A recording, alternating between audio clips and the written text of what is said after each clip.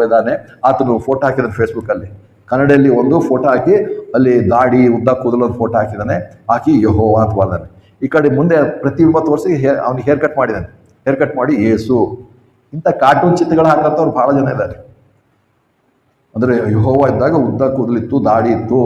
ಇವ್ರು ಸುಳ್ಳು ಕತೆ, ಸುಳ್ಳು ಕನಸುಗಳು ಇವರಿಗೆ, ಅಥವಾ ಇಂಥ ಯಾವನೋ ಭಾಷೆ ಹೇಳಿರ್ತಾನೆ. ದೇಹ ಇರುವಂಥದ್ದು ಕರ್ತನಾಂತ ಯೇಸು ಕ್ರಿಸ್ತನಿಗೆ ಮಾತ್ರ.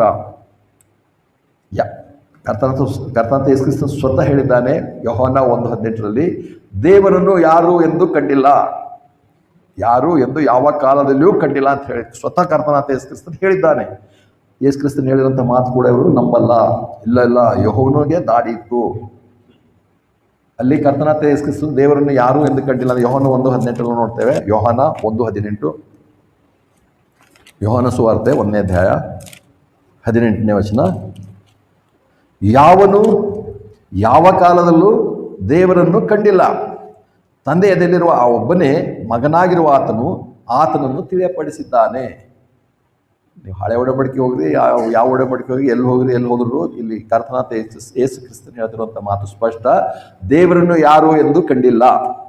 ಹಾಗಾದ್ರೆ ಎಲ್ಲಾದರೂ ಯಾರಾದರೂ ಕಂಡಿದ್ದಾರೆ, ಕಾಣಿಸ್ಕೊಂಡಿದ್ದಾನೆ ಅಂದ್ರೆ ಆ ವಾಕ್ಯದಲ್ಲಿ ಕಾಣಿಸ್ಕೊಂಡಿದ್ದಾನೆ ಅಂತ ಹೇಳೋದಕ್ಕಿಂತ ಹೆಚ್ಚಾಗಿ ಪ್ರಕಟಿಸ್ಕೊಂಡನು. ಅಲ್ಲಿ ಮನುಷ್ಯನಾಗಿ ಕಾಣಿಸ್ಕೊಂಡನು. ಅಲ್ಲಿ ಕರ್ತನಾಂತ ಯೇಸು ಕ್ರಿಸ್ತನು ತಾನು ಶರೀರಧಾರಿಯಾಗಿ ಬರೋದಕ್ಕಿಂತ ಮುಂಚೆ ಆತನು ದೇಹದಲ್ಲಿ ಕಾಣಿಸ್ಕೊಂಡಿದ್ದಾನೆ. ತಂದೆಯ ದೇವರು ಅದೃಶ್ಯನಾಗಿರುವ ಆತನು ಎಂದು ಕಾಣಿಸ್ಕೊಂಡು ಸ್ವತಃ ಯೇಸು ಕ್ರಿಸ್ತನ ಯಾರು ಎಂದು ಕಂಡಿಲ್ಲ. ಮೋಶನು ಕಂಡಿಲ್ಲ, ಅಬ್ರಹಾಮನು ಕಂಡಿಲ್ಲ, ಯಾರೂ ಕಂಡಿಲ್ಲ. ದೇವರನ್ನು ಕಾಣೋದು ಸಾಧ್ಯನೇ ಇಲ್ಲ. ಆತನ ಅದೃಶ್ಯನಾಗಿರುವ ಆತನು, ಆತ್ಮಸ್ವರೂಪನು. ಅವನಿಗೆ ಹೋಗಿ ಆತ್ಮಸ್ವರೂಪನ ಹೋಗಿ ದಾಡಿ ಉದ್ದ ಕೂದಲು ಚಿತ್ರ ಮಾಡ್ತಾನೆ ಅಂದ್ರೆ ಎಂಥ ಮೂರ್ಖರಿರ್ಬೋದು ಇವರು. ದೇವರು ಆತನ ಅದೃಶ್ಯನು. ಇವರೊಂದು ಚಿತ್ರ ಕೊಟ್ಟು ಮಾಡಿದ್ರಿ, ಇಂಥವ್ರಿಗಿಂತ ವಿಗ್ರಹಾರಾಧಕರೇನು ಬೇಕಾ? ಅದಕ್ಕೆ ಪ್ರಕಟಣೆ ಅಂತ ಹೇಳ್ತಾರೆ, ಎಲ್ಲ ಪಾಪಗಳ ಜೊತೆಲಿ ಈ ವಿಗ್ರಹಾರಾಧನೆ ಮಾಡೋಂಥವ್ರದ್ದೊಂದು ಸೇರಿದೆ.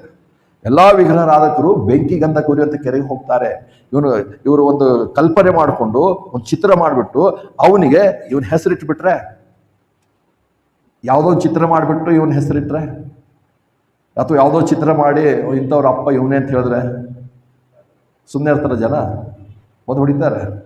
ಆದರೆ ಇವ್ರ ಹತ್ರ ಎಷ್ಟು ಸುಳ್ಳು ಫ್ರೀಡಮ್ ತಗೊಂಡಾರೆ ಅಂದರೆ ಏನೇನೋ ಹೆಸರು ಇಡೋದು, ಯಾರ್ಯಾರಿಗೋ ಏನೋ ಕರೆಯಂಥದ್ದು, ಯಾವುದೋ ಒಂದು ಫೋಟೋ ಮಾಡಿ ಅವ್ನಿಗೆ ಯೆಹೋವ ಅಂತ ಬರೆಯಂಥದ್ದು.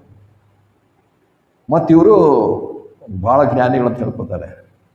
ದೇವರನ್ನು ಯಾರು ಎಂದು ಕಂಡಿಲ್ಲ, ಚಿತ್ರ ಮಾಡಿ ಇವನು ಯೆಹೋವ ಇವನು ಯೇಸು ಅಲ್ಲ. ಎಂದಿಗೂ ಅಲ್ಲಿ ಅಂದರೆ ಅವಲೇಖದಲ್ಲಿ ತಂದೆ ಯೆಹೋವ ಹೆಸರು ಗೊತ್ತು, ಕರೆಕ್ಟ್ ಅದು ಇದೆ, ಅದನ್ನೇ ನಾವು ನೋಡ್ತಾ ಇದ್ದೇವೆ. ಏನಂದರೆ ಕರ್ತನಾಂತ ಯೇಸು ಕ್ರಿಸ್ತನು ಹೆಸರು ಯೆಹೋವನೇ, ಹೌದು, ಕರ್ತನಾಂತ ಯೇಸು ಕ್ರಿಸ್ತನ ಹೆಸರು ಯೆಹೋವ.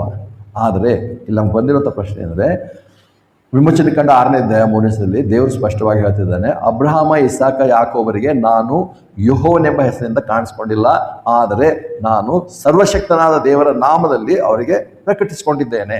ಅದರ ಅರ್ಥ ಕಾಣಿಸ್ಕೊಳ್ಳೋದು ಬೇಕಾಗಲ್ಲ. ಬಂದಾಗ ಆತನ ಹಾಗೆ ಕಾಣಿಸ್ಕೊಂಡ್ರೆ ನೀನು ಲಾಸ್ಟ್ ಟೈಮ್ ಬಂದಾಗ ಮುಖ ಮತ್ತೆ ಸರ್ವಶಕ್ತ ದೇವರೇ ನಿನ್ನ ಮುಖ ಬೇರೆ ಇತ್ತು, ಮತ್ತು ಈಗ ಯೆಹೋವ ಬಂದಾಗ ನಿನ್ನ ಮುಖ ಬೇರೆ ಅದಕ್ಕೆ ಹೇಳ್ತಾನೆ. ಹಾಗೆ ಕಾಣಿಸ್ಕೊಳ್ಳೋದಲ್ಲ ಅಲ್ಲಿ ಅರ್ಥ. ಪ್ರಕಟಿಸಿಕೊಂಡನು, ಅಲ್ಲಿ ಆತನು ಪ್ರಕಟಿಸ್ಕೊಂಡ. ಏನಾದರೂ ಕಾಣಿಸ್ಕೊಂಡಿದ್ದೆ ಆದರೆ, ಕಾಣಿಸ್ಕೊಂಡಿದ್ದಾನೆ ಅಲ್ಲೇನೋ ಮಾಡಿದ್ದಾನೆ ಅಂದರೆ ಆತನು ಕರ್ತನಾಂತ ಯೇಸು ಕ್ರಿಸ್ತನೇ. ಅಂದರೆ ಇದರ ಅರ್ಥ ಏನಂದರೆ ಅಲ್ಲಿ ಕರ್ತನಾಂತ ಯೇಸು ಕ್ರಿಸ್ತನ ಆವಾಗಲೇ ಇದ್ದಾನೆ, ಮಗನಾಗಿ ಇದ್ದಾನೆ ಅಂತ ಅರ್ಥ. ಇಲ್ಲ ಇವ್ರು ಹೇಳೋದು ಇಲ್ಲ, ಮೊದಲು ತಂದೆ ಆಗಿದ್ದ ಅವನು ಮಗನಾಗಿ, ತಂದೆ ಆದಾಗ ಇನ್ನೊಬ್ಬ ಎಲ್ಲ ಅಂತ ಇವ್ರ ಲೆಕ್ಕ. ವಾಕ್ಯಗಳು ಓದಲ್ಲ, ಅದಕ್ಕೆ ಇಲ್ಲಿ ಹೇಳ್ತಾರೆ. ವಾಕ್ಯ ಅರ್ಥ ಮಾಡ್ಕೊಡ್ರಿ. ಏನಂದರೆ ಇಲ್ಲಿ ಹೇಳುವಂಥ ದೇವರ ಹೆಸರು ಯೆಹೋವ ಹೆಸರು. ಈ ದೇವರ ಇನ್ನೊಂದು ಹೆಸರು ಕೂಡ ಏನು? ಸರ್ವಶಕ್ತನಾದ ದೇವರು. ಆತನು ಸರ್ವಶಕ್ತನಾದ ದೇವರಾಗಿ ಅಬ್ರಹಾಮನಿಗೆ ಕಾಣಿಸ್ಕೊಂಡ, ಆದರೆ ಆತನು ಯೆಹೋವ ಹೆಸರು ನಾನು ಕಾಣಿಸ್ಕೊಂಡಿಲ್ಲ ಅಂತ ಹೇಳ್ದ. ಇದು ಸ್ಪಷ್ಟ ಆಯ್ತಾ? ಇಲ್ಲಿ ಮಾತನಾಡ್ತಿರುವಂಥ ದೇವರು ಅಬ್ರಹಾಮನಿಗೆ ಹೇಳ್ತಿದ್ದಾನೆ, ನಾನು ಅವನಿಗೆ ಯೆಹೋವ ಅಂತೇಳಿ ಕಾಣಿಸ್ಕೊಂಡಿಲ್ಲ. ಸ್ಪಷ್ಟ. ಒಬ್ಬ ದೇವರಿದ್ದಾನೆ, ಆತನು ನನ್ನ ಹೆಸರು ಸರ್ವಶಕ್ತನ ಅಂತ ಹೇಳ್ತಿದ್ದಾನೆ. ಆತನು ನಾನು ಅಬ್ರಹಾಮನಿಗೆ ಯೆಹೋವನೆಂಬ ನಾಮದಿಂದ ಕಾಣಿಸ್ಕೊಂಡಿಲ್ಲ. ಓಕೆ, ಹಾಗಿದ್ರೆ ಆದಿಕಾಂಡ 22ನೇ ಅಧ್ಯಾಯಕ್ಕೆ ಬರೋಣ. ಆದಿಕಾಂಡ 22ನೇ ಅಧ್ಯಾಯ